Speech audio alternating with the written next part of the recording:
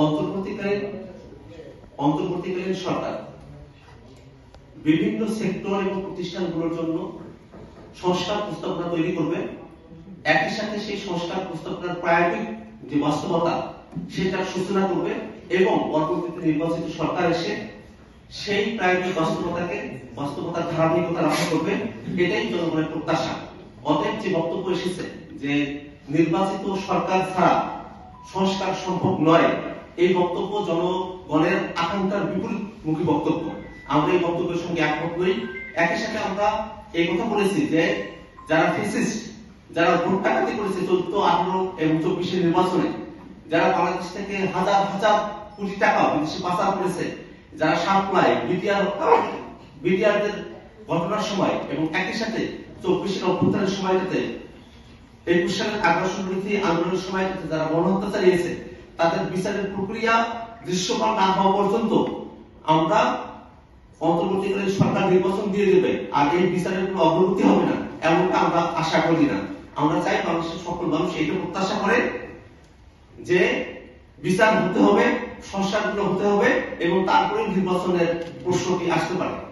তড়িঘড়ি করে নির্বাচনের মধ্যে যাওয়া, আবার একই সাথে সরকার সুনির্দিষ্টভাবে সময় নেওয়ার ব্যাপারটা সরকারের আছে, সেটা যেন কাজের ভিত্তিতে হয়, সেটা না করে তড়িঘড়ি নির্বাচন দেওয়া বা অতিরিক্ত সময় গ্রহণ করা কোনটার পক্ষেই আমরা নই।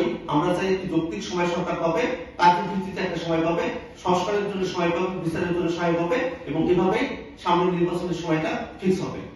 নতুন করে একটি আলোচনা শুরু হয়েছে স্থানীয় সরকার নির্বাচন, এই বিষয়ে আপনাদের জাতীয় নাগরিক কমিটির অবস্থান।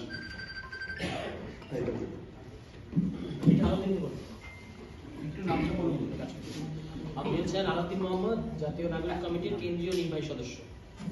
জি, স্থানীয় সরকার নির্বাচনে যে প্রশ্নটি আসছে, আপনারা সবাই দেখেছেন যে সরকার ইতিমধ্যেই যে উদ্যোগ নিয়েছে, স্থানীয় সরকারের সেখানে প্রতিনিধি না থাকার কারণে যেটা হয়েছে, একেবারে যে বেসিক যে সেবা, যেমন আপনার একজন জন্ম নিবন্ধন কার্ড থেকে শুরু করে মৃত্যুর সনদ, বিদেশ থেকে এমন হয়েছে যে 5 দিন ধরে এয়ারপোর্টে লাশ পড়ে আছে, হ্যাঁ, একটা ডেথ সার্টিফিকেট না আনতে পারার কারণে লাশ নিয়ে যেতে পারছে না।